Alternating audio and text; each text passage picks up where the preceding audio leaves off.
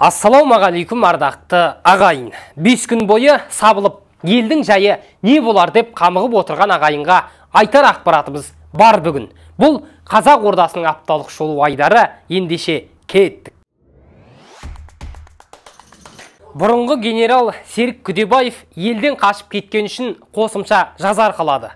Алматы облысы Ішкі істер департаментінің бұрынғы басшысы сотта өз кінәсін толық мойындап, соттан қашып кеткен үшін жазасын өтеу мерзімін ұзартпай айыппұл салуды сұраған еді. Қызық естіледі, әрине, батырдан сауға сұраған сарбаз секілді аяушылық білдіреді деп күткенде болар, бірақ олай болмай шықты. Сот шешімі бойынша Серік Күдебаевты елден қашып кеткен үшін тағы 6 айға түрмеге кесілді. Айта кетейік, Күдебаев қаңтар оқиғасы кезінде жұмыс орнын қалдырып, қаладан шығып кеткен. Сәуір айында экс-генералдың таулар арқылы Қырғызстанға қашып кеткені белгілі болды. Осылайша ол 27 сәуір күні ұсталып, кейін 10 жылға бас бостандығынан айырылды. Халқыма оқ атпадым деген ірі шенеуніктің сөзі шындық па, әлде жазадан жалтару ма? Бұған қаңтар оқиғасының шындығын әшкерелейтін кейінгі ұрпақ баға бере жатыр. Ал біз әрі қарай кеттік. Әңгіме қаңтар оқиғасы жайлы болғанда Мәсімовтің жағдайында тілге тиек етейік. Ұлттық қауіпсіздік комитетінің экс-төрағасы Кәрім Мәсімов пен оның орынбасарлары Әнуар Садықов, Дәулет Ерғожин ресми түрде терроризмді қаржыландырушылар тізіміне қосылды. Қаржылық мониторинг агенттігінің мәліметінше, терроризм мен экстремизмді қаржыландыратын ұйымдар мен тұлғалардың тізімінде Кәрім Мәсімов пен оның орынбасарлары тіркелген. Мәсімовке қатысты айыптауларды естігенде мың сұраққа шырмалып шатасып жатамын. Біз сонда елдің қауіпсіздігін опасыз сатқын терроризмді қаржыландырушы адамға сеніп тапсырдық па? Мұндай жағдайда елдің шекарасынан түрлі террористер өтіп үлгерді деген сөз ғой. Қаңтар оқиғасы кезінде Қазақстан билігін басып алмақшы болған 20 мың террористің Мәсімовке қатысы бар ма? Сұрақ көп, бірақ сенім ұялатар жауап аз бізде. Аз қазақтың Қарадомалақ баласын темір торға қамай беру қаңтар шындығын жасыра алмайды.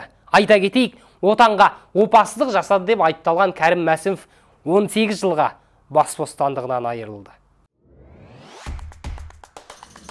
Майлы шектей бір-біріне қабысып, бюджет қаражатын талан-таражға салатын жемқорлармен күрес күшейіп келеді біздің елде. Алайда жемқорлық жаңбырдан кейінгі қаулаған саңырауқұлақтай өршіп тұр. Ебін тауып, екі асаймыз деп келетін қызметкерлердің қарасы қалың. Осы аптада Шымкент қаласы әкімінің орынбасары Мақсұт Исақов ұсталды. Ақпаратты ұлттық қауіпсіздік комитеті растады. Осы дерек бойынша сотқа дейінгі тергеу жедел іс-шаралары жүргізіліп жатыр. Қылмыстық іс жүргізу кодексінің 201 бабына сәйкес тергеу мүддесі үшін өзге де ақпарат жария етілмейді. Бірақ негізгі себеп шенеуніктің ірі көлемде пара алуы.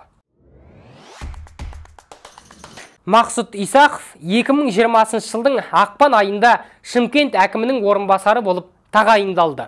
Қалалық әкімдікке көлік және автомобиль жолдары, еңбек инспекциясы, туризм, дене шынықтыру және спорт, ақпараттық қауіпсіздік, сондай-ақ мемлекеттік қызметтер мәселелеріне, цифрландыру саласына, жердің пайдаланылуы мен қорғалуын мемлекеттік бақылауға жетекшілік етті. Қазақтың қазынасына қан сорған сүліктей тұмсығын суға түскен жемқорлар мұнымен біткен жоқ. Төтенше жағдай министрлігінің комитет төрағасы және департаменті басшылары 100 мыңнан 4 миллион теңгеге дейін пара алған деп күдікке ілінді. Жасырын іс-шаралардың нәтижесінде өртке қарсы қызмет комитетінің төрағасы, сондай-ақ Шымкент қаласы мен Жетісу облысы бойынша департамент бастықтары ұсталды. Олар қызметтерін асыра пайдаланып, жүйелі түрде паралы деп айыпталып отыр. Күдіктілер қамауға алынды, кейін сотқа дейінгі тергеу басталды. Міне, бейне жазба. Төтенше жағдай демекші, табиғатты қорғау мекемелері қызметкерлерінің жалақысы өседі. Үкімет аталған салада еңбек жағдайын жақсарту жөніндегі президент тапсырмасын орындау барысында тиісті қаулы қабылдады.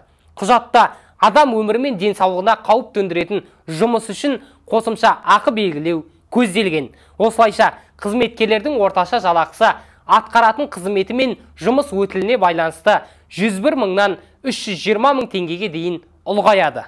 Ал біздің алып қосарымыз жоқ. Адам тағдырының арашашысы саналатын қызметкерлердің мәртебесі биік болғаны жөн. Бұған биылғы жылы болған орман өрттері дәлел болды. 90-шы жылғы техникамен өртті ауыздықтау жауға жалаң қолмен жүгіргенмен бірдей дүние. Бірақ біздің азаматтардың жанқиярлығы мен ерен еңбегі арқылы бір қатар табиғи апаттан аман қалдық. Қазір біз айтатын дерекке біріңіз күліп, енді біріңіз көзге жас алуларыңыз мүмкін. Шымкентте ЛРТ салынады. Бұл туралы қала әкімі Мұрат Әйтенов мәлімдеді. Қазір құрылыс жобасына қатысты сызбалар әзірленіп, инвестор тарту жұмыстары басталған. Мамандар мегаполис тұрғындарына балама көлік құралы қажет екенін айтады. Қала халқының ұсыныс айту үшін бір ай уақыты бар. Жемқорлықтың көктасы кейпіндегі Астанадағы ЛРТ сол күйінде тұрғаны баршаға мәлім. Бұл Шымкенттегі ЛРТ-ны салам деушілерге сабақ болуы тиіс. Ағылшын ғалымы Авраам Линкольн халықтың бір бөлігін өмір бойы алдауға болар. Тіпті барша халықты да біршама уақыт алдауға болады. Алайда бар халықты өмір бойы алдауға болмайды деген. Қаперлеріңізде болсын, құрметті шенділер. Елордадағы ЛРТ ісіне қатысты бірер сөз. Астанада ЛРТ салу кезінде ақша жымқыру туралы атышулы іс бойынша қылмыстық істер жөніндегі сот алқасы отырысы өтті. Бұған дейін істің қатысушылары мен олардың адвокаттары істі қайта қарау туралы апелляциялық өтініш берген. Бірақ сот үкімі күшінде қалды. Еске салайық, биылғы жылдың мамыр айында Астанада өткен сот отырысы барысында қылмыстық істер жөніндегі мамандандырылған ауданаралық сотта ЛРТ ісі бойынша сотталушыларға сырттай үкім шығарылған еді.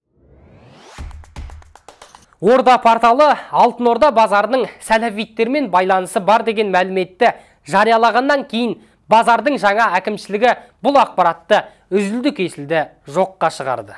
Компания барлық кәсіпкерлер мен сатып алушылар үшін қауіпсіздік пен қолайлы жағдай жасалғанын мәлімдеді.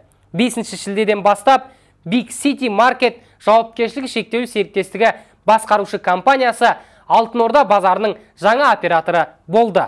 Сәләфилер мен діни насихат туралы әңгіменің шындыққа жанаспайтынын базардың ішкі бақылау қызметінің бақылаушысы Асқар Нұрғалиев те растап отыр.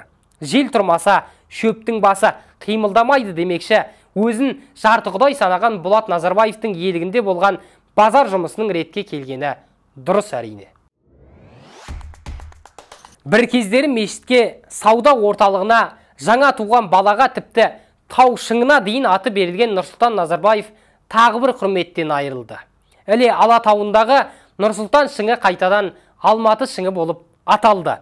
8-9 шілдеде Алматы 2023 халықаралық альпиниадасы өтуі тиіс еді. Алматы қаласы Альпинизм Федерациясының сайтында жарыстың тиісті ережесі жарияланды. Құжатта альпиниаданың соңғы нүктесі Алматы шыңы болатыны айтылған. Естеріңізге сала кетейік, бұған дейін Қазақстанның тұңғыш президенті Нұрсұлтан Назарбаевтың құрметіне бұл шыңның аты өзгертілген болатын. Президент Қасым-Жомарт Тоқаев Сауд Арабиясы корольдігіне жұмыс сапарында исламда екінші қасиетті орын саналатын Медина қаласындағы Мұхаммед пайғамбар мешітіне зиярат етті. Ақорданың мәліметіне сәйкес, Қазақстан президентінің келуіне орай оған ерекше құрмет ретінде пайғамбар жерленген киелі орынның есігі ашылған. Кейін Тоқаев Жидда қаласында өткен Орталық Азия шығанақтағы араб мемлекеттерінің ынтымақтастық кеңесі атты мемлекеттер басшыларының бірінші саммитіне қатысты. Министрдің өмір деген жизнь сөзін әскери палаткада түсіндім. Бұл демалыстағы депутат Самат Нұртазаның сөзі. Мәжіліс депутаттары Максим Рожин, Болат Керімбек, Олжас Құсбеков және Самат Нұртаза шекарашылармен бірге әскери өмірдің тұрмыс тіршілігімен танысты. Депутаттың айтуынша, қорғаныс министрі Руслан Жақсылықовтың өмір деген жизнь сөзін әскери палаткада түсінген. Самат Нұртаза әскерилердің жауапкершіліктері ауыр екенін және жалақыларды айтарлықтай көп емес екенін жазды. Шекарашылар 170 мың мен 220 мың теңге аралығында жалақы алады. Айта кетейік, қорғаныс министрінің 32 тісінен шыққан өмір деген жизнь сөзі 30 рулы елге тарап кеткен еді. Жалпы, қорғаныс министрі қазақстандықтардың жақсы пікірін естімейді. Аңдамай сөйлейтін шенеунік бұған дейін бірнеше рет сынның астында қалған болатын.